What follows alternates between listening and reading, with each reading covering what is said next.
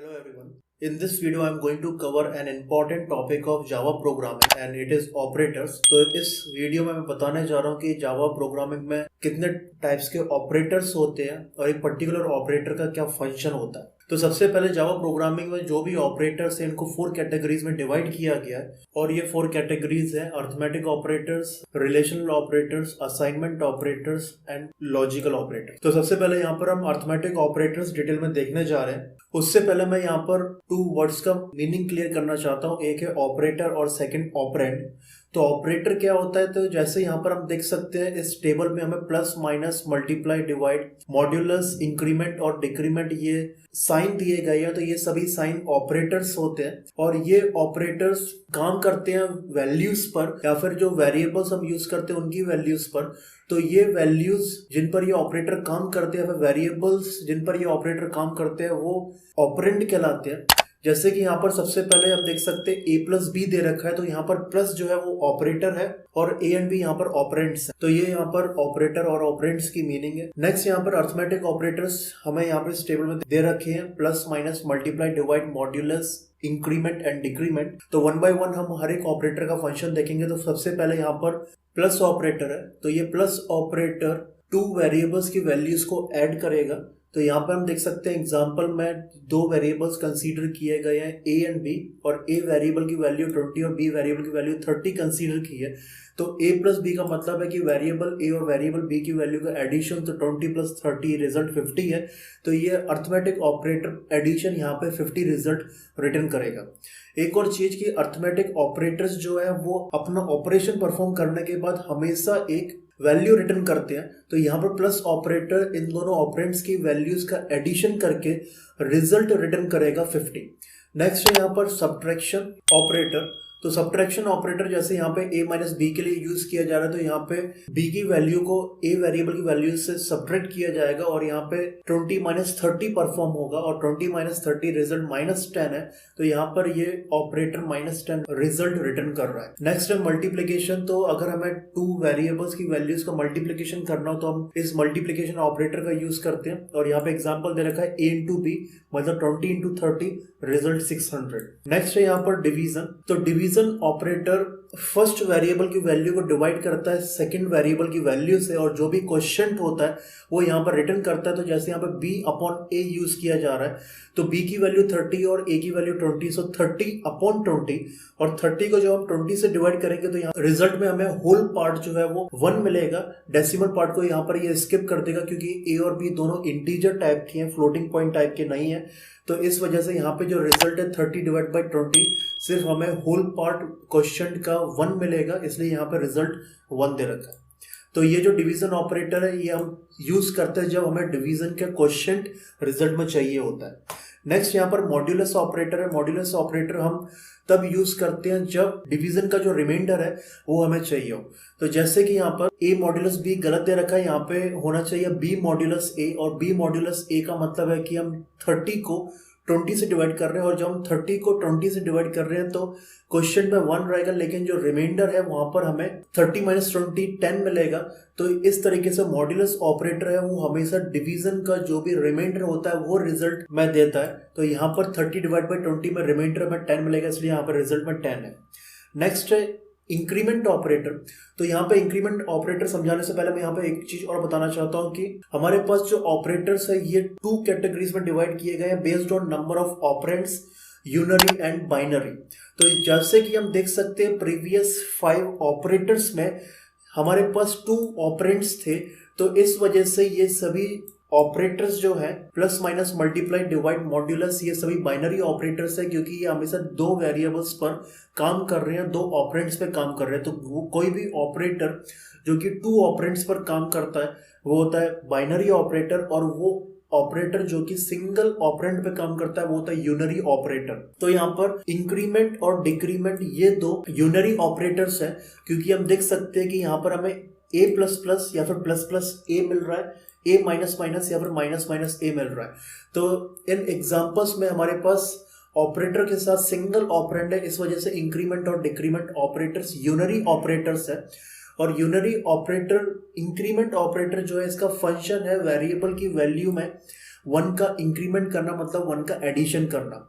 तो a plus plus का मतलब है कि जैसे वेरिएबल a की वैल्यू 20 है तो उस 20 वैल्यू में 1 का एडिशन होगा तो ये हो जाएगा 21। तो a प्लस प्लस का रिजल्ट है 21, मतलब जो भी वेरिएबल है उसकी वैल्यू में 1 का एडिशन होना। डिक्रीमेंट ऑपरेटर इसका अपोजिट करता है। डिक्रीमेंट ऑपरेटर एक यूनरी ऑपरेटर है, मतलब ये सिंगल ऑपरेंड पे काम करेगा, लेकिन ये जो वेरिएबल की वैल्यू उसमें से 1 को सब्ट्रैक्ट करेगा, रिड्यूस करेगा। तो इस वजह से एक ही वैल्यू एग्जांपल में 20 है तो 20 माइनस 1 19, यहाँ पे रिजल्ट गलत है, यहाँ पे 19 आना चाहिए। तो ये है इंक्रीमेंट डिक्रीमेंट ऑपरेटर्स और ये सारे अर्थमेटिक ऑपरेटर्स है। तो जावा प्रोग्रामिंग हमारे पास ये अर्थमेटिक ऑपरेटर्स अवेलेबल है। अर्थमेटिक ऑपरेटर्स हमेशा एक वैल्यू रिटर्न करते हैं ऑपरेशन परफॉर्म करने के बाद, और यहाँ पे हमारे पास 5 बाइनरी अर्थमेटिक ऑपरेटर्स है और लास्ट 2 यूनरी अर्थमेटिक ऑपरेटर्स है।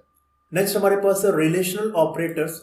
रिलेशनल ऑपरेटर्स हमेशा रिजल्ट ट्रू या फॉल्स में रिटर्न करते हैं और इनका यूज हमेशा हम 2 वेरिएबल्स की वैल्यूज को कंपेयर करने के लिए करते हैं। फर्स्ट यहाँ पर है डबल इक्वल। डबल इक्वल मतलब कि जब भी हमें 2 वेरिएबल की वैल्यूज चेक करनी है सेम है या नहीं, तो इसलिए हम इक्वल टू ऑपरेटर यूज करते हैं। और जैसे कि यहाँ पे एग्जांपल में ले रखा है कि a की वैल्यू 20 है और b की वैल्यू 30, तो जब हम a double equals to b लिख रहे हैं इसका मतलब हम चेक कर रहे हैं a और b की वैल्यू सेम है या नहीं। और जैसे कि 20 और 30 दोनों इक्वल नहीं है, इस वजह से यहाँ पे ये equals to operator false result return कर रहा है। सेकंड है not equals to. Not equals to मतलब कि 2 वेरिएबल्स की वैल्यू सेम नहीं है, उस केस में रिजल्ट हमें ट्रू मिलेगा। तो जैसे कि a की वैल्यू 20 और b जो है वो 30 है, तो दोनों इक्वल नहीं है, इस वजह से नॉट इक्वल्स टू ऑपरेटर यहाँ पे ट्रू रिजल्ट रिटर्न कर रहा है। नेक्स्ट है ग्रेटर देन। तो फर्स्ट वेरिएबल की वैल्यू अगर ग्रेटर है सेकंड वेरिएबल की वैल्यू से तो उस केस में हमें ट्रू रिजल्ट मिलेगा, अदरवाइज फॉल्स। तो जब हम a ग्रेटर देन b लिख रहे हैं तो 20 जो है वो हम लिख रहे हैं ग्रेटर देन 30, तो ये यहाँ पर फॉल्स है, तो इस वजह से यहाँ पर रिजल्ट फॉल्स रिटर्न कर रहा है। नेक्स्ट है लेस देन। तो जो 20 है वो लेस देन है 30, तो यहाँ पर ये कंडीशन करेक्ट है, तो इस वजह से यहाँ पर less than operator true result return कर रहा है। नेक्स्ट है ग्रेटर देन इक्वल्स टू। तो यहाँ पे दोनों कंडीशन चेक की जाती है और दोनों में से अगर ए बी कंडीशन करेक्ट होती है तो रिजल्ट यहाँ पर ट्रू रिटर्न किया जाता है। मतलब कि जब भी हम कंपेयर कर रहे हैं 2 वेरिएबल की वैल्यूज को, अगर फर्स्ट ग्रेटर है सेकंड से या फिर दोनों इक्वल है, तो दोनों केसेस में हमें ट्रू रिजल्ट ही मिलेगा। तो जैसे यहाँ पर a greater than equals to b है तो a की वैल्यू 20 और b 30, तो 20 ना तो 30 से ग्रेटर है ना इक्वल है, इस वजह से यहाँ पर रिजल्ट हमें फॉल्स मिल रहा है। और लास्ट है लेस देन और इक्वल्स टू। तो अगर फर्स्ट वेरिएबल की वैल्यू सेकंड वेरिएबल से लेस है या फिर इक्वल है, तो दोनों केसेस में से अगर एक भी केस ट्रू रहता है तो उस केस में यहाँ पर रिजल्ट हमें ट्रू मिलेगा। तो जैसे a less than equals to b, तो a की वैल्यू 20 है और b की वैल्यू 30 और 20 जो है वो लेस देन है 30 से, तो यहाँ पर जो रिजल्ट है हमारा ट्रू मिलेगा, क्योंकि वन कंडीशन यहाँ पे ट्रू हो रही है कि a जो है वो लेस देन है b से।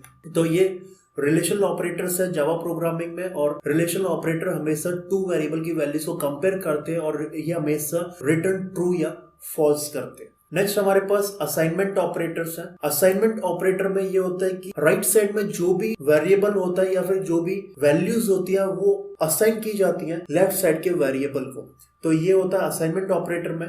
और फर्स्ट यहाँ पे जो असाइनमेंट ऑपरेटर है वो सिंपल असाइनमेंट इक्वल है। तो जैसे कि यहाँ पर a इक्वल्स टू b लिखा गया है, तो इसका मतलब b की जो भी वैल्यू है वो a को असाइन कर दी जाएगी। तो जैसे b की वैल्यू 30 है तो ये वैल्यू a को असाइन कर दी जाएगी, तो a की जो वैल्यू है वो भी 30 हो जाएगी। तो ये है फर्स्ट सिंपल असाइनमेंट ऑपरेटर।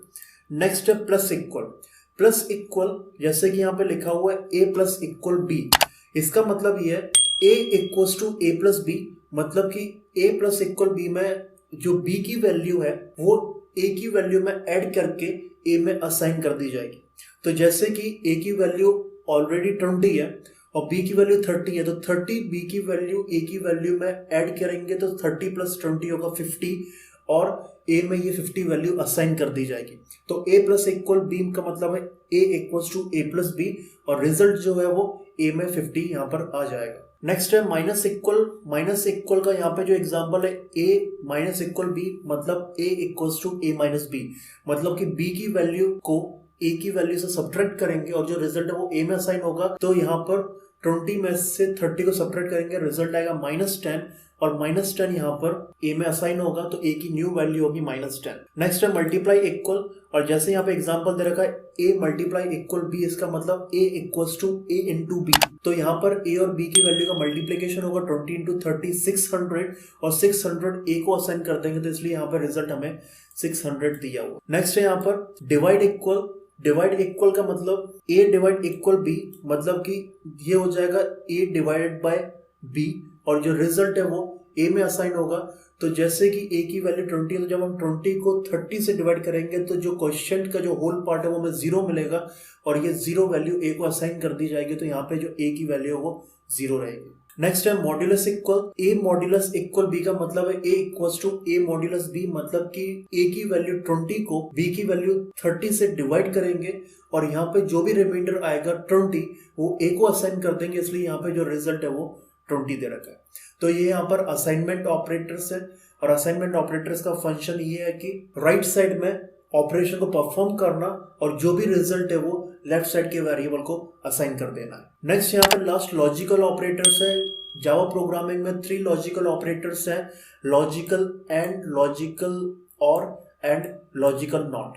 तो सबसे पहले लॉजिकल एंड का ये है कि सबसे पहले ये जो लॉजिकल ऑपरेटर है एंड और, ये दोनों लॉजिकल ऑपरेटर्स एंड और बाइनरी ऑपरेटर्स है, मतलब ये 2 ऑपरेंड्स पे काम करेंगे, लेकिन जो लॉजिकल नॉट ऑपरेटर है, ये यूनरी ऑपरेटर है, ये सिंगल ऑपरेंड पर काम करेगा। तो सबसे पहले यहाँ पर है ए लॉजिकल एंड बी। तो ये किस तरीके से काम करता है कि लॉजिकल एंड ऑपरेटर के दोनों साइड्स, मतलब ए और जो यहाँ पे बी दे रखे हैं, यहाँ दोनों जगह पे कंडीशन होती है, और अगर लॉजिकल ऑपरेटर के दोनों साइड की कंडीशंस अगर ट्रू है तो उसी केस में रिजल्ट जो है वो हमें ट्रू मिलेगा। लॉजिकल एंड के दोनों साइड में अगर एक भी कंडीशन फॉल्स है तो उस केस में रिजल्ट हमें फॉल्स मिलेगा। लॉजिकल एंड ऑपरेटर जो है वो ट्रू रिजल्ट तभी देता है जब इसकी दोनों साइड की कंडीशंस ट्रू होती है। नेक्स्ट है लॉजिकल और। तो लॉजिकल और ऑपरेटर में भी दोनों साइड कंडीशन होती है, और दोनों साइड की कंडीशन में से अगर एक भी कंडीशन ट्रू है या फिर दोनों कंडीशंस ट्रू है तो उस केस में यहाँ पर रिजल्ट हमें ट्रू मिलता है। और नेक्स्ट है लॉजिकल नॉट। तो ये सिंपली यूनरी ऑपरेटर है और ये रिजल्ट को चेंज कर देता है, सिंपली अपोजिट कर देता है। मतलब अगर हमारे पास जैसे यहाँ पर लॉजिकल नॉट ए दे रखा है, अगर ए हमारा ट्रू है तो लॉजिकल नॉट ए का रिजल्ट फॉल्स होगा, और अगर ए की वैल्यू फॉल्स है तो लॉजिकल नॉट ए की वैल्यू ट्रू होगी। तो ये यहाँ पर ऑपरेटर्स हैं जावा प्रोग्रामिंग में, और ये सभी ऑपरेटर्स 4 कैटेगरीज में डिवाइड किए गए हैं, और ये ऑपरेटर्स बहुत ज़्यादा इंपॉर्टेंट है जब भी हम कोई भी जावा में प्रोग्राम को डेवलप करते हैं। तो ये कॉन्सेप्ट जावा प्रोग्रामिंग का यहाँ पर एंड हो रहा है। नेक्स्ट कॉन्सेप्ट नेक्स्ट वीडियो में एक्सप्लेन करूंगा, तो इस वीडियो को मैं यहाँ पर एंड करने जा रहा हूँ।